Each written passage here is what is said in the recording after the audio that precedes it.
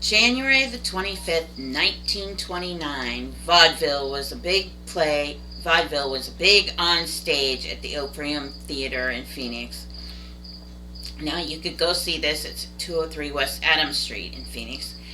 But you may meet up with some new friends. My name is Lisa, and this is Mysterious Mystical Moments. And tonight is Weird But True Wednesday.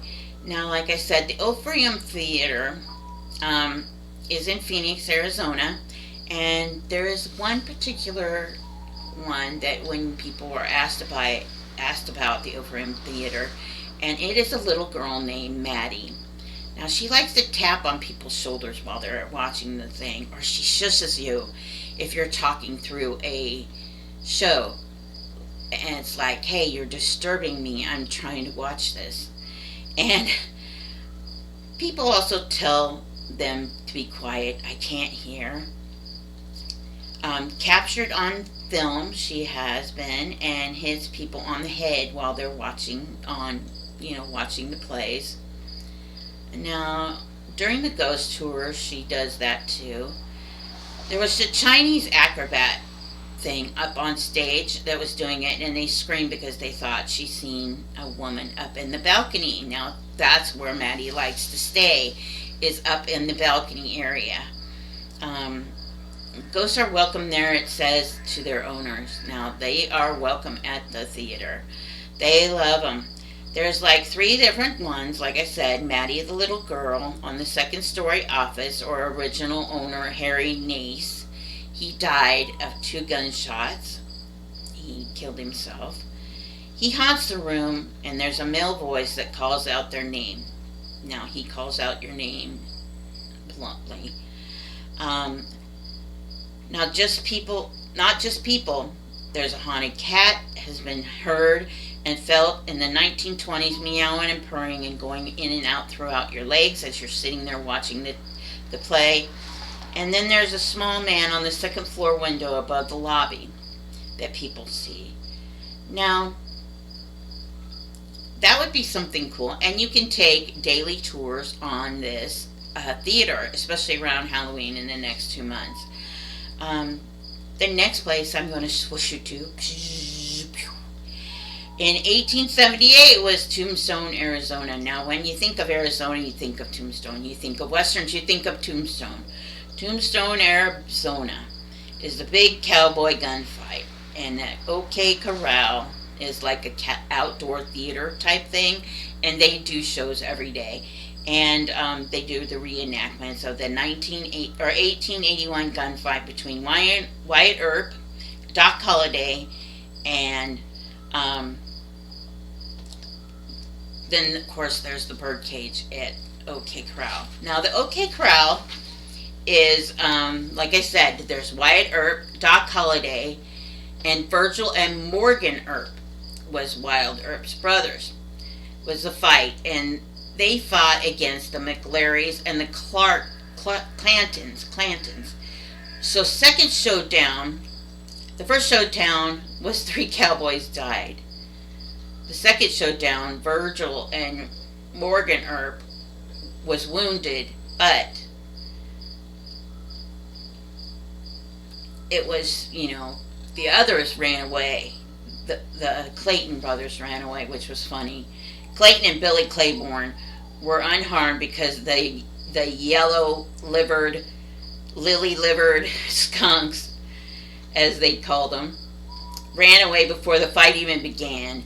And the 3 cowboys, Frank and Tom McLaury and Billy Clayton, were killed, of course, during that fight. Now, McLaury was killed by Doc Holliday's gun, and some say he was an unarmed man. So if he shot him in the back, he was an unarmed man, and that was cowardly of Doc Holliday to shoot an unarmed man. But he shot him anyway. Now, that's the thing. Now, feud between the Doc and Wyatt Earp, Virgil Morgan. The band of the outlaws called the Cowboys was Ike, Billy Clayton, and Tom and Frank McLaury. Now, These people are all buried in Boot Hill Cemetery, the graveyard, and there's 250 people buried there. Of course, the outlaws and a few others from the OK Corral shootout. Now, the shootout everybody knows of. Um, for 185 years, they said, on October 26, 1881, lasted less than a minute. That was the shot that lasted less than a minute. This big gunfight that everybody portrays in movies and stuff, like meet me at high noon, you know. Uh, this big gunfight, it only lasted a minute because they drew their guns and they shot them and they were dead. And it was just really weird, real weird to have seen that, listen to it, going and finding out this information. Now, there's also the Birdcage Theater, which Billy Hutchinson and Lottie Hutchinson opened the Birdcage in 1881 on December 26th.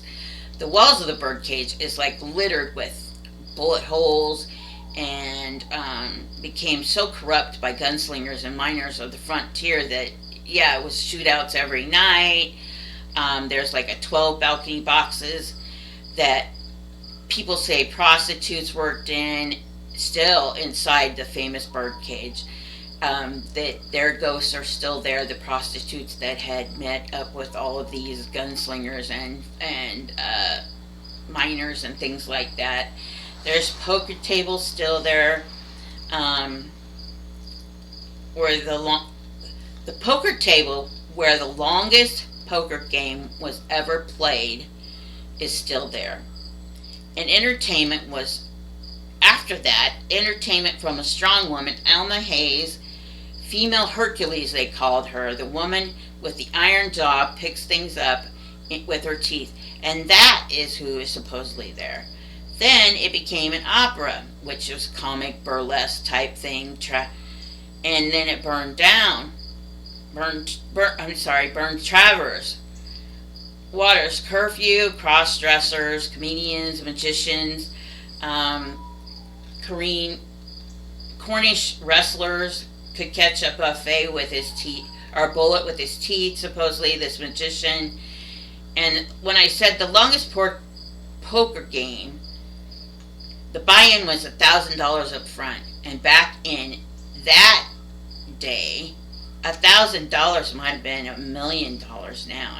It would be worth $1 million now. And just to get in the buy-in for this longest poker game. Anyway, the longest poker game was $1,000 buy-up. It was George Hurst, Diamond Jim Brady, Adolfo Bush, Doc Holliday, Bat Matterson, and Wyatt Earp was the people that were playing. And it played 24/7. Continued from 1981 to 1989. 8 years of playing poker. And there was a pot of a $10 million exchange throughout the whole game. $10 million! Back in them days, geez, you were a billionaire if you had that kind of cash. The Birdcage retained 10%, of course, of the money, but back then, oh man. New owners Hugh Crum and John Stuff had renamed it the Elite Theater, and he hired a new act, Burgon's wife, known as Big Minnie, and she was 6 feet tall, 230 pounds, pink tights, sang and danced and played the piano. She was like a cross-dresser. Well, not a cross-dresser, but that's what it became, like a cross-dressing establishment, I guess. The Follies or whatever. The Birdcage closed, unfortunately, in 1892.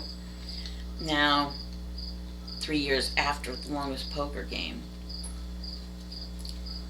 It's just, can you imagine spending that much time in a poker game for 3 years? That's weird. That is really weird. And that is your weird but true Wednesday. And of course, you know what your Fair Friday is going to be Arizona. So please like and subscribe. If you like any of this information, please tell me down below. I am open to suggestions on anything. If you know a place that people might be interested in, write it down below so we can investigate it, on our next ghost adventure. Please like and subscribe. Be kind to each other and share some kindness and shine your beacon of light for those in the dark. Peace.